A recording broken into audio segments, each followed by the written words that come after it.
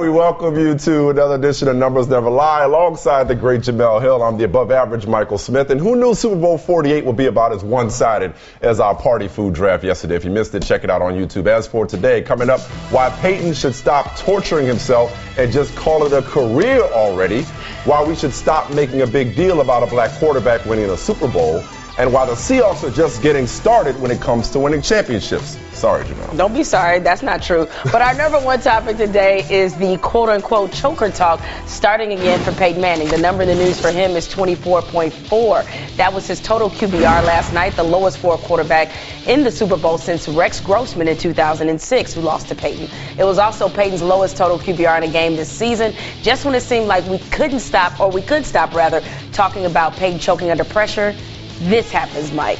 So, are we back to this conversation of Peyton Manning being a choker? You think he choked yesterday? I'm going to go full troll. What makes us think he stopped choking? I've always said he underachieved relative to his regular choking is season. A harsh word. I think choking is rather harsh. I've said he underachieved in the postseason relative to his regular season brilliance, the 8 one-and-dones, which he bucked that trend this year, okay? But to call him a choker now, I think we got to understand the difference just in looking at yesterday's game between a choker and being strangled and being smothered and being suffocated. And that's what the Seahawks defense did to Peyton Manning, hurrying him 15 times, hitting him 4 times, forcing a fumble, batting 2 passes. According to Pro Football Focus, they pressured him 147% more than the season average. He's only a choker if you expect it differently. You picked him to win this game. I did. What did I tell you last week, the week before that, and yesterday? That pressure does 2 things. It busts pipes, and it makes Hall of Fame quarterbacks look average. This wasn't about Peyton Manning. This was about an all-time great performance by Seattle's defense. Certainly, I don't want to, by criticizing Peyton Manning, I don't want to take anything away from Seattle's defense because they played, and I know we'll sort of get to this as a full-blown topic later, might be the best defensive performance I've seen in a Super Bowl when you consider who they were playing. But you're just not going to tell me that the number one offense, 600-some points, 55 touchdowns, you got 8 points. Mike, if I recall, you're the same person that started the season saying they have no excuses. If the other team scores 40, then they better score 45. I'm glad you're and listening. Here you are giving them a ready-made excuse. What I did not account for was the sheer dominance and physical brilliance of Seattle's defense. They played at a different speed, at a different intensity than Denver's offense. And okay, fine. You want to put it on Peyton play out there playing by himself? Did he snap the ball over his own head? But we're not going to. Wait, hold on. Did he average 1.9 yards per carry? Did he have a god-awful coverage team that let Percy Harvin run back the third quarter kickoff? No. It's not all on Peyton. But I'm not going to spend 18 games praising this dude for all his offensive brilliance, and then in the game that he has to win, must win, be like, oh, it was everybody else. Then we want to talk about it's a team game. Were we saying it was a team game when he put up those 55 touchdowns? No. We were saying Peyton Manning was having the single greatest season ever for a quarterback. That's what we said. So it doesn't change now just because the result wasn't what a lot of people wanted, including myself. You made me look stupid, Peyton Manning. You're angry this morning. I guess so. Look, there's a certain point. Every man got to know this. Then take a lesson that you just saw. At a certain point, you just got to stand down. When she start getting fired up like that, just stand down. You just didn't have nothing else to say. I had more. All right. Had a producer in my ear saying, get to the number. So. Oh, now you want to listen to the producer. I know, right? Peyton back to being a choker? You say no. I say yes. Even though choking is a harsh word. According to the numbers say yes, too. According to ESPN's win probability model, which dates back to 2006, this was the first time that Peyton Manning actually didn't push his team toward victory at all in a playoff game. His lack of production cost the Broncos 1 percentage point of win probability overall. So the numbers never ever thought he was going to, any point was he ever supposed to win. I'm just giving credit to the victor when we're talking about somebody choking. Sure. All right, meanwhile, the number in the news for Peyton Manning is 37 because at 37 years old, he was the second oldest quarterback to start a Super Bowl. The only one older was John Elway in Super Bowl 33, and he retired after that game. Peyton already said he wants to continue playing, but that was before last night's drubbing. Here's what he said to Sal Powell afterward. Well, I always wanted to come back all along, regardless of the outcome of this game. But I know this season, this team used last year's playoff loss to kind of fuel us. We certainly had a good season, but there's only one team that has a great season. That's the Super Bowl chance, and that's Seattle this year. So hopefully we can find a way to use it and fuel us to make us a better team next year. Should Peyton call it a career? Okay. You already know before last week when we talked about this, I said no, he shouldn't. But of course, I was keeping in mind or thinking he might actually win this Super Bowl. And why are you so upset? Because he was so dead wrong. I was very dead wrong. Okay, cool. And I was wrong. And you know we hate being wrong in this business. So looking at it now, these were the most ideal circumstances I can ever envision Peyton Manning having in terms of winning a Super Bowl. Best offense in the league, some of the most ridiculous weapons any quarterback would want to have. Obviously, I think a defense that, for the most part, was pretty solid. The patchwork defense. Yeah, it was. But these weren't some of the defenses, say, that he worked with in Indianapolis. I think this defense was a little bit better than that. Certainly in the postseason, they were. Okay? How much more perfect is this going to get for him? Like, what other scenario does he need to win a Super Bowl? What? He's not missing anything, not really. So at some point, just leave on this. Well, note? I mean, at some point, it's kind of like Peyton Manning is.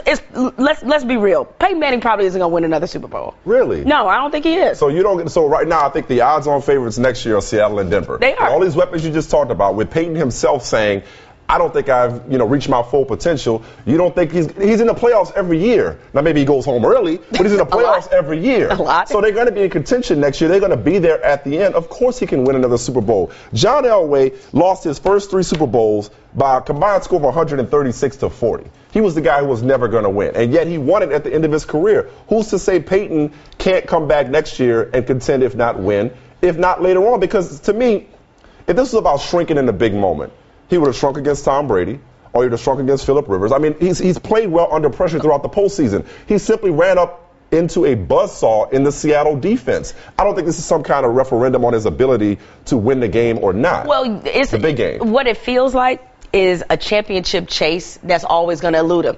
You know, here's Exhibit A, why Peyton Manning. Like Moby Dick or something. Well, but here's Exhibit A, why Peyton Manning should really consider how much longer he wants to do this. Look at this right here.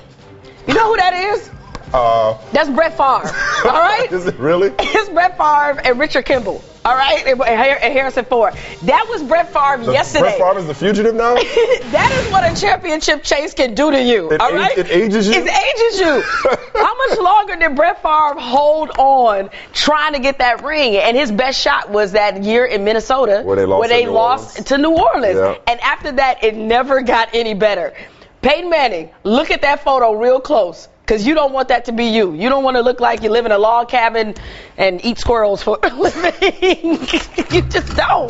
So you want to just look, if you'd have won, I could see you saying, yeah, you know what, it's time to hang it up. There's no better ending to a career. It can only go downhill. You can't leave after that. It can only go downhill. What was Marino's last game? Was that was his last game a 62-7 playoff loss? Yep, it was. That still stings me. That's what I'm saying. And it never got any better. Should Peyton call it a career? The numbers say no. Manning likely has a lot left in the tank. His record-setting 55 touchdown passes in the regular season are more than double the record for most touchdowns in a quarterback's final season.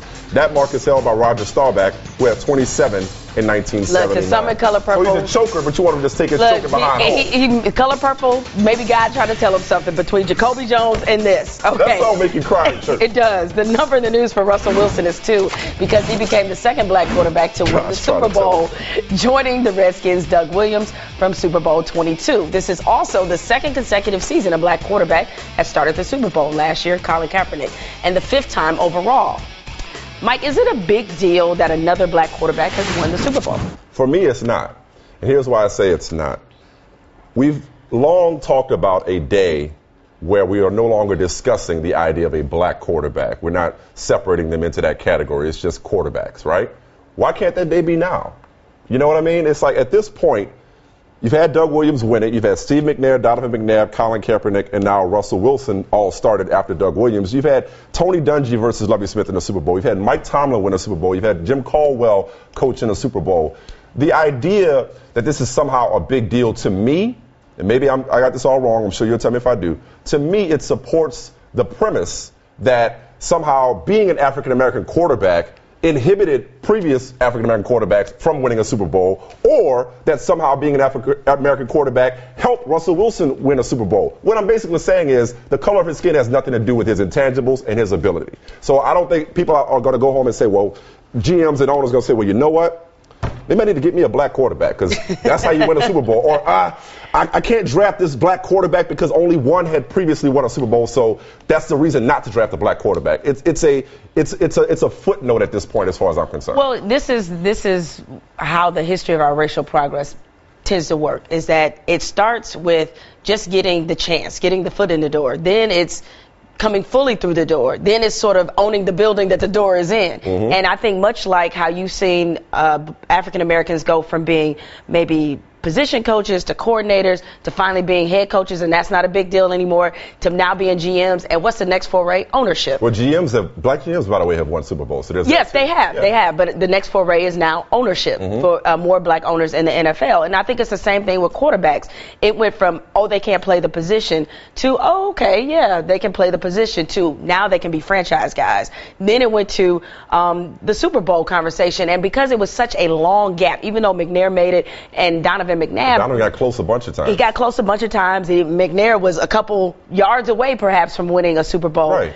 To have another one, I think this is when the conversation of whether or not black quarterbacks can win a Super Bowl and be more than was that still a question? Well, I mean, anybody was still wondering whether a black quarterback could win a Super Bowl. It's not win the Super Bowl. It's what that represents. It represents this being the face of your franchise. It represents this being the totality of leadership. But so you it's had not just 9 about African-American quarterbacks starting on opening day, okay? 7 drafted in the last 3 years. Teddy Bridgewater, Jameis Winston, both in the pipeline. By 2015, it's conceivable that we could see half the league starting African-American quarterbacks. I have a hard time believing that within the league, it was still a question as to whether African-American quarterbacks had the intangibles, the leadership, the ability to lead a team. It's about putting a team around them and get them there. Yeah, but I think that was still a question, because I hate to say... In whose mind? Because they need to be checked out. I hate to say this, but African-Americans are often judged as a collective, which is another thing we have to get past. Absolutely. So that being said, unfortunately, and I'm not saying this is right, but when you see guys like Vince Young struggle in the league, when you see guys like Jamarcus Russell,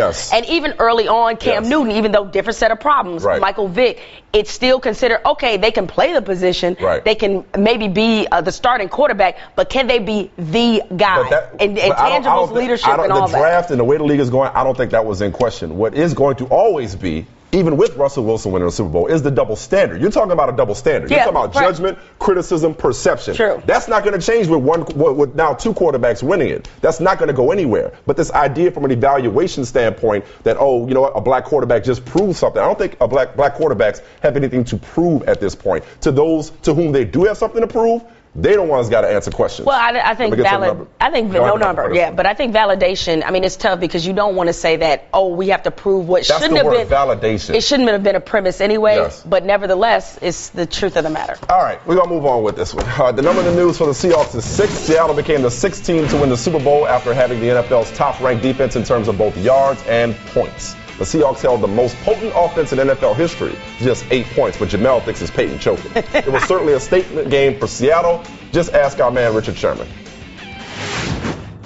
What's the moment like to be standing out here knowing you're Super Bowl champions under the confetti and beat one of the great quarterbacks and the best offense in history? It's unbelievable, man. I think the Legion of Boom and our defense wanted to etch ourselves in history, and I think we did that today. Where are you? Steel curtain, no-name Miami defense, 85 Bears. We're in there somewhere. As long as we're in that mix, we're all right. It doesn't matter what order you put us in. Just put us in the conversation. We don't like to just put you in the conversation. It's either number 1 or nothing, right? Right. So I'm putting you on the spot, Jemele. Is the Seahawks defense the greatest ever, given the era that we're playing in and the offense that it just proved to be nothing in the Super Bowl? Well, maybe that is why I would put it in the category of being maybe the finest defensive performance we've ever seen in the Super Bowl. But if you're talking about greatest defense ever, and I'm using the marker of defenses that got obviously to the Super Bowl, top-ranked defenses, or people in that conversation, I can't do that. And this is obviously no disrespect to Seattle, because clearly they're a fine defense. But I look back at that 2000 Ravens team. They shut out 4 opponents. 14 of their opponents they held to 10 points or less. if the defense didn't score, nobody was scoring, pretty much. I mean, the way their offense was, their team was so reliant on that defense that I got to think that Baltimore, I just think their defense was a little bit better. Well, and then there's the 2002 Bucks, of course, come to mind. You just heard the Steel Curtain with, Hall of Famers up and down the lineup back in the 70s and 4 Super Bowls. Doomsday in Dallas, the no-name. 85 Bears. Those are iconic defenses. But if you just look at the numbers, though, just look at the numbers. There is a case to be made for this year's Seattle defense, considering that Bill Barnwell pointed this out on Grantland, that NFL teams averaged 23.4 points per game this season, more than any year in league history. Seattle held opponents to 9 points fewer than that at 14.4 points per game. They led the league in Football Outsiders DVOA, simple rating system, advanced NFL stats, team efficiency rating. And the fact that you're talking about an offense that even though we're in a passing era and a high-scoring era, Denver averaged 10.1 points per game more than anybody else in the league. This might have been the greatest offense, most prolific offense, at least that we've ever seen, with apologies to the greatest show on turf in the 98 Vikings and the 07 Patriots and so on and so forth. This might have been the standard, and they just made them look silly. They just mollywopped them in front of a national television audience to the point where you're saying Peyton Manning choked. And didn't using some elaborate scheme that we've never seen. They just lined up. It was like, come get some. Right. You know what I'm saying? Yes. I mean, they're fast, they're physical, it's hard in the moment because you don't want to disrespect history, but and it's hard, that 85 Bears team, they shut out their first 2 playoff opponents. So steamrolled them. Is the Seahawks defense the greatest ever? The numbers say no. That honor belongs to the 2002 Super Bowl winning Buccaneers, which featured 5 players who were either in or could make the Hall of Fame. Warren Sapp, Simeon Rice, Derek Brooks, congratulations, Rondé Barber, and John Lynch. That unit bested Seattle's in every key metric. I'm just saying, though, with all due respect to Rich Gannon, he wasn't Peyton Manning. The number you need to know for Tim Tebow is 158. That's how long it's been since he appeared in an NFL uniform. That would be the Patriots' last preseason game. But he still had an ad in the Super Bowl. A pretty good one, I might add. What'd you think of it? I thought it was great. Sense of humor. Definitely kind of made fun of the fact he doesn't have an NFL contract. He's now our colleague. So I thought it showed a lot of personality. A lot of people said Tim Tebow might have done a better job than Peyton Manning last night. Mike, I don't hear anything. Anyway, the number in the news for Mike's cousin, Malcolm Smith, kidding, is 3 because he became just the 3rd linebacker and 9th defensive player to win Super Bowl MVP. Smith's 67-yard interception return for a touchdown was the 4th longest in Super Bowl history. But even he was surprised to be selected as MVP. I didn't think I would get to the point of being MVP. Even during the game, guys were like, you might be the MVP. I'm like, no way, not me. So we had a lot of guys that could have went to anybody, and for it to be me, I was kind of surprised and happy at the same time. Not bad for a 7th-round pick, huh? Not bad at all. This award, to me, had to go to a defensive player considering that outstanding performance. Mike, was Malcolm Smith the right choice? He was for me. What about, do you agree? No, I don't think he was the right choice. And that's no disrespect or to slight Malcolm Smith, who, in many ways, is poetic justice. Got no coverage for the Richard Sherman people play. Forget he was the one who actually caught the interception. And now it's his moment in the sun, and there is something to be said for that. And he's also the first player in Super Bowl history with a fumble recovery and an interception return for a touchdown in the same game. But once upon a time, a losing player was MVP, Chuck Howley, I believe it was. We've had a kick returner, our own Desmond Howard was MVP. Why couldn't he go to everybody? Why couldn't it be Seahawks defense? Like, why did it have? Is that a rule? Can you look that up? Is it a rule that you have to have an individual win it? Because if we're going to go individual on the defensive side, I could make a strong case for Cliff Averill, who caused both of those interceptions by Peyton Manning and was credited with the Noshawn Marino safety. I could make a stronger case for Cam Chancellor, 10 tackles, 2 PBUs, a pick, and 6 of his tackles came on passes that was short of the first down markers. So it's tough for me to pick one guy off that defense, so just give it to everybody. Oh, I would have done that too, because I think generally, and you've covered enough Super Bowls, they just pass out the sheet of paper and just have you write Super Bowl MVP if you're in the press box. I would have written Seattle's defense too. But I am okay with him winning the award. I think it was the right choice because in many ways it's very symbolic of that team. 21 of their 53 guys were undrafted. He was a 7th round pick. And the defense had such an outstanding performance and they seem like such a cohesive unit. I think they feel like it is a team award even though he got it. Even though his name is on it. So I was okay because I thought it represented something larger than just him. And let's not overlook something. All week we asked, can the Seahawks survive another mediocre performance from Russell Wilson? He was far from mediocre. I was sort of shocked because a lot of times when in doubt, you give it to the quarterback. He had an 88.1 total QBR, second highest since 2006, only to Joe Flacco. 200 yards, 26 rushing yards. He was spinning the ball. And, can I get some love for Percy Harvin, please? Yeah. You love to tell me when I'm wrong. You're right. You called that one. You thought he would be a huge difference maker, and he wasn't. He did touch the ball a lot, but every time he did, something great happened. I would have had a big problem if they would have given it to Russell Wilson. By the way, Super Bowl 12, it was White and Harvey Martin. Harvey Martin. There you go. Thanks, Will. Thank you. Cowboys have co-MVPs. So give it to everybody. Was Malcolm Smith the right choice for Super Bowl MVP? You say no, I say yes. Randy White and Harvey Martin. That's right, Randy White. The numbers say no. He was not the right choice. Pro Football Focus graded player impact by evaluating each individual's performance in a number of areas on every play, including passing, running, receiving, protection, and coverage where applicable. They rated Seahawks higher than Malcolm. They rated 5 Seahawks higher than Malcolm Smith. Chris Clemens, Cam Chancellor, and your boy Cliff Averill on defense, and Russell Wilson and Doug Baldwin on offense. Back when they had co-MVPs, you know who the Cowboys beat in Super Bowl 12? Denver. The number of news for Peyton Manning is 2. Manning became just the second quarterback to set the record for touchdowns and yards in a season, but just like Dan Marino, he lost the Super Bowl. As great as Peyton was leading up to Sunday, his season will ultimately be remembered for how it ended. So with that in mind, is Peyton's season still significant? Not to me, and I don't want Of course it isn't. I don't want to diminish the fact that we all know. Don't qualify it. I'm not qualified. Yeah, you are. I'm acknowledging the fact that Peyton Manning, it was, I don't know, brave, courageous, whatever adjective you want to put in there, that he came back after such an extensive neck injury. So I don't want to diminish the fact that a lot of quarterbacks could not have done that, much less throw 55 touchdowns. However, there we go. Okay, I was waiting for that. But however, it was because he was so brilliant. It's almost like he was a victim of his own success. 55 touchdowns. He built, and he's always dealt with this expectation anyway. The expectation that I had for him for this Super Bowl, and for that matter, the entire postseason, you just can't go out like that. And I'm sorry, maybe it's memorable in another way. We're going to remember the dude that threw 55 touchdowns got whooped in the Super Bowl. We'll remember that.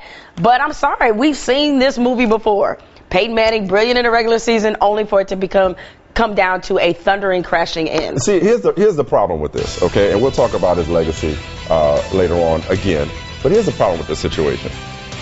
Everything Peyton did or didn't do last night, it fits nice and neatly into everybody's pre-existing narrative about Peyton Manning. Okay? One that he has not diminished. Who's been harder on Peyton Manning than me? So why you give him all these passes? I'm not giving him passes. I'm simply maintaining perspective. Okay, and there's a subtle difference in the two. Okay, I'm not saying he played a great game. I'm saying he didn't have any kind of help, and I'm saying I have a hard time. I'm also saying I have a hard time saying that a 5th MVP and a record for passing yards and touchdowns, and you can't just even chalk it up to inflation because he was far and away the best quarterback in the league this year, including your boy Tom Brady. I have a hard time saying that that's not significant. Because here's the thing. If you want to sit up here and say that Peyton Manning is the greatest regular season quarterback of all time and use that qualifier and hold his postseason shortcomings against him, then guess what? The regular season has to matter because otherwise the postseason doesn't. So the regular season is significant because that's all he's got to lean on at this point, isn't it? I'm not shocked at all that the dude that once played quarterback is always giving the quarterback a pass. I understand the position. Yeah, and you understand that when convenient, use the excuse. I understand throwing picks. That's what I understand. So looking back at 2007, at Brady's record-setting performance, how do we remember that? Oh, I'll give it 3 numbers. 18-1. Well, technically that's 2, but I got, okay, fine. 8-1. I got you. I know where you're going with this. Okay. I was just, trying to be smart with it. But anyway, 18-1. That's what people remember that for. They don't remember the 50 touchdowns. I'm sorry. It was great. Of course, ultimately, quarterbacks are judged by championships. I'm just simply saying that to render the regular season insignificant is a little too extreme. It wasn't for my taste. Insignificant. I'm just. That's what you. What was your question? It wasn't insignificant in the sense that it didn't happen. Yeah, we know it happened. That's how you making it seem like. Making it seem like yesterday's game was it, life or death. All or nothing for his entire legacy, his name. I mean, he's still a first ballot Hall of Famer. However, it's incomplete.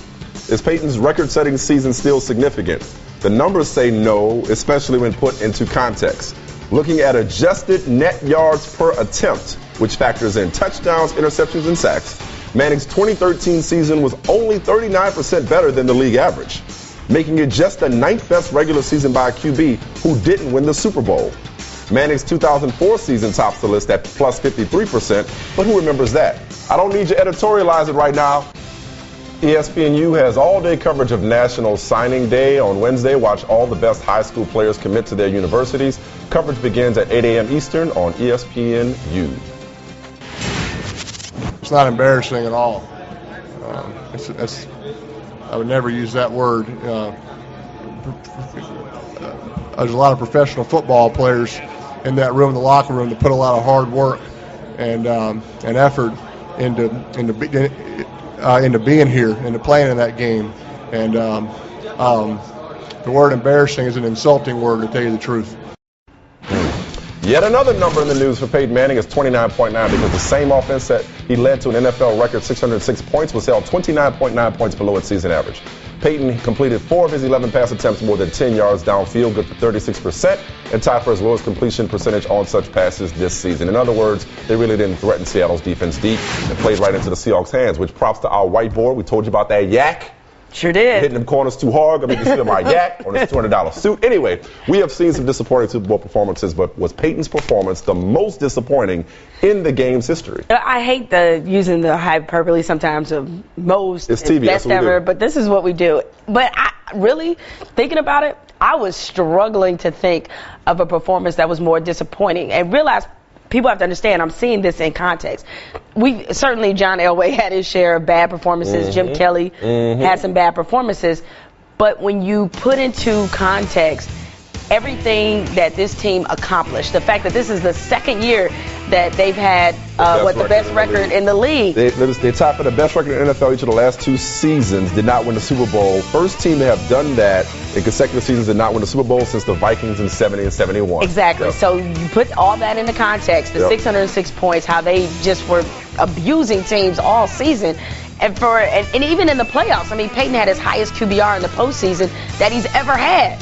So you take all that, get my mouth all watered up for some hash, and then that's what we got. Give credit where it's due. Oh, I'm giving Seattle credit. I told you keep calling him a choker, like as if. Okay, I did not call him a choker. By the way, I did not say Peyton Manning is a choker. That was the first question in the show. I know, but I didn't say Peyton Manning is a choker. He had a choking performance. You asked me the question and agreed in the affirmative that he choked, that he's back to being a choker. I would not use the word choke. We both said the word choke is too hard. Were you paying attention? Okay. Fine. All right, go ahead. Okay. Well, the bottom line is, it is not the most disappointing performance in Super Bowl history. I can think a lot of performances, both individual and team, that were more disappointing. You mentioned John Elway. Go all the way back to Super Bowl III, and what a huge favorite the Colts and Earl Morrall and John Unitas and those guys were over Joe Namath's New York Jets. Go back to 2001 when the Rams were talking about a dynasty and that little Patriots team that could shut down the greatest show on turf. So I've seen more disappointing performances. I get what you're saying in terms of what they did this season, heightening expectations, then people like you think they were going to win this game. Yes. But people like me try to tell you that pressure will minimize any quarterback. And it doesn't matter how many points you scored if the quarterback is getting happy feet, which Peyton tends to do. He's getting happy feet because the pocket, is collapsing around him. So I have a hard time out of one breath giving credit to Seattle, but saying, oh, I'm disappointed in Peyton. Well, because you expected a fight. That's what I'm saying, is that there were many times in this game,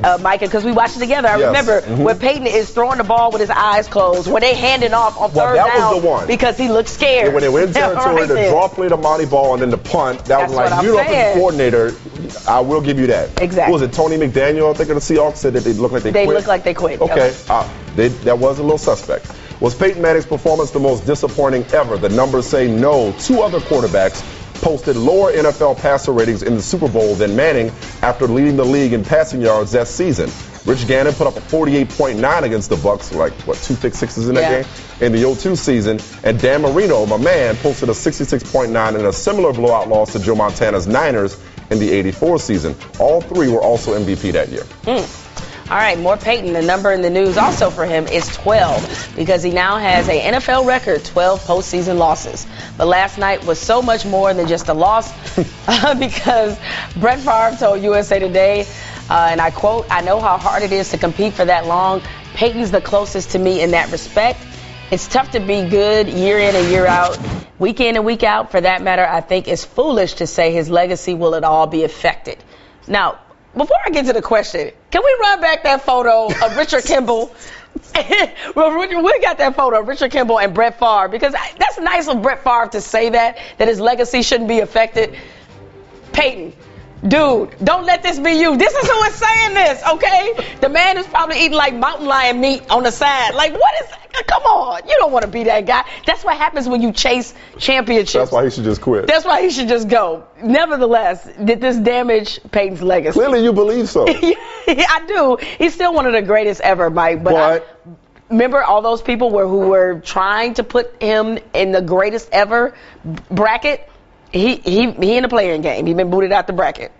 Okay. He's not among the greatest ever anymore? Well, yeah. I mean, he's just not. He can't get in that top 1, 2, 3. Okay. He was never in my top 1, 2, 3. Much to the chagrin of a lot of you Peyton sycophants out there who were like, oh, how is he not the greatest quarterback of all time? I had Montana Elway, who again got blown out his first 3 Super Bowls, and I had Unitas above him. Could you go back and say, well, Peyton deserves to be out of the top 5? I don't think so. I still think he's one of the greatest ever. He's still in the club. They're not kicking him out. They're not taking back his VIP bracelet. He's still in that conversation. But you're right. He can't. He was, for me, even if he had won this game, he wasn't going to go above Montana. That goes back to our conversation last week. Will you feel differently on Monday? I told you I wouldn't, and I don't. He was not going to go ahead of Montana and Elway for me. He still doesn't, but I don't sit up here and say, oh, this was some kind of this discredited his entire body of work. No, He's still a 5-time MVP. I'm not going to discredit his entire body of work, but I think this is a black mark. And, whereas we were giving him gold star for Marcus before, all right? It was yummy. We got to take that away. And that's okay. It's a subtraction from the legacy. You cannot have the type of season he had. He just was awarded the MVP 2 days ago and show up at the Super Bowl, rather don't show up at all in any fashion and expect us to be like, oh, it's cool, it's good. And you don't think the other guys on his team and the team across from him had anything to do with that, Jamel? Come on now, you're better than this. Come on. As they always say, if the general panics, so do the troops. You watched the game with me. I did. He's getting hit. He's getting pressured. Oh my goodness! They couldn't run the ball. It's called playing quarterback. No. All right. You know what? We'll get to him in a second too. But check this out. Throwing passes with his eyes closed. Let me tell you something. Really? You brought up Tim Tebow. Let me troll you for a second. Your boy Tom Brady, he ain't want none of that either. He'd have had the same thing happen to him. Guess what? The same thing would happen against that defense. We'll never know. Yeah, because you know why you'll never know? We'll never know. Because he at home. After you picked him to win an AFC title game. He at home with his high school wide receivers. Peyton Manning get blown out of the Super Bowl. Him to win the AFC title game, and then you pick Denver to win the Super Bowl. Trust me. So maybe you just hurt. Maybe you just upset right now. Tom Brady is happy to be on the beach with Giselle. Did Peyton Manning damage his legacy? Well, what is your problem today? The numbers say yes. It's going to be hard for Peyton to live down the fact that his record-setting offense only managed 8 points yesterday. It was the fewest points ever by a #1 scoring offense in a Super Bowl. Well, we got to have a talk, homie. Brady somewhere like, I got beat on 2 miracle plays. So he's not number 1. It ain't the worst thing ever. Another bad number for Peyton Manning. It's -218. That's the difference between his regular season winning percentage and his postseason winning percentage. It's the biggest difference of any quarterback with at least 10 playoff starts. You can't help but contrast that number with Tom Brady's NFL record, 18 postseason wins. With all of Peyton's momentum erased, I think, Mike, we can finally put this Brady-Manning debate to rest. Oh, yeah? Mm-hmm. And what's the answer?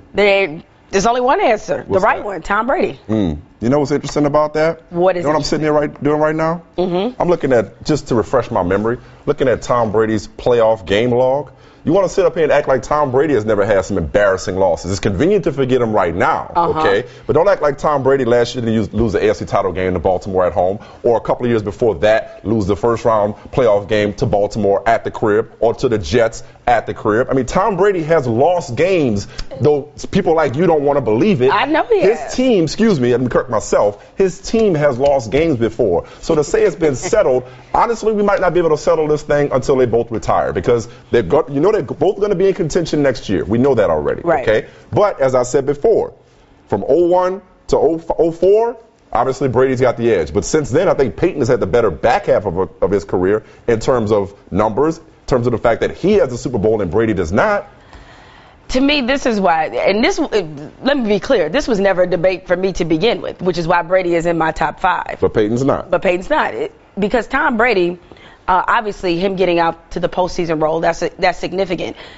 I just think in big games, he does not wilt the same way that Peyton Manning does. Really? How did he look against the Giants the first time? What? Oh, I'm sorry. It was greatest offense in history. Yeah. Greatest offense in history at that time had 14 points, didn't they? Yeah, they had 14 Why? points. Because of the pressure that the Giants got on them, But they right? were still in the game. He was still making plays, Okay. right? He got beat by a miracle play, Mike. They got miracle play. They put up 14 points in the 2000. Wes Welker drops the pass. I'm talking about that game. I'm talking about, which might have been high for a 5'5" receiver, but that's neither here nor there. He dropped the ball. Right. I'm talking about the first Giants game. Yeah, I know. When he had the record-setting offense and they scored 14 points. But the major Because of their point pass is rush in New York. Still in the game. Unlike Peyton Manning, was he at the game? Did he show up? Was he there?